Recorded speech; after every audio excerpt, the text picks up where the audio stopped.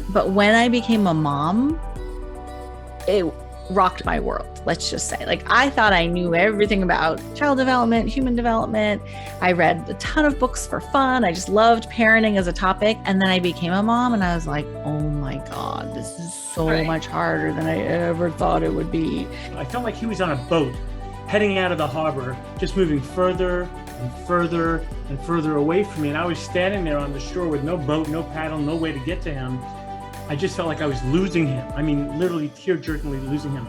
And particularly as we get into talking about, substance use in college, I think the thing that can trip people up is like, well, this is just normal, right? I mean, we've all seen the movies. We did some of it ourselves, but whatever. Like to binge drink, to kind of go a little crazy, party hard is, it's just a phase, right? It's just a thing that a rite of passage almost. There's sort of that narrative around it, and I think we need to examine that narrative and stay closer to our kids around it, because sometimes it's not, and these days it can be a lot riskier, and we'll talk all about that. So I wanted to learn more about how self-care affects everything, your whole life really, and I wanted to be able to teach my kids a lot about that. So as they were going to college, I have 3 daughters.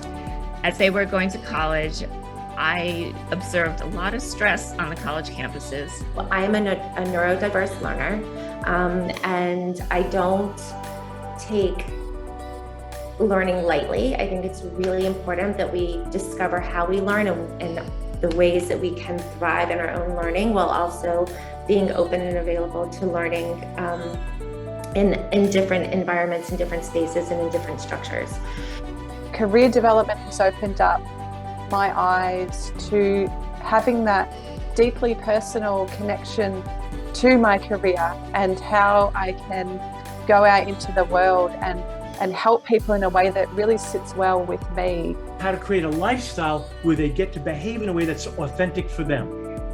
Like, it really feels like I want my children to be like happy 24 hours a day, 7 days a week, for like now until the rest of their lives. Like, right.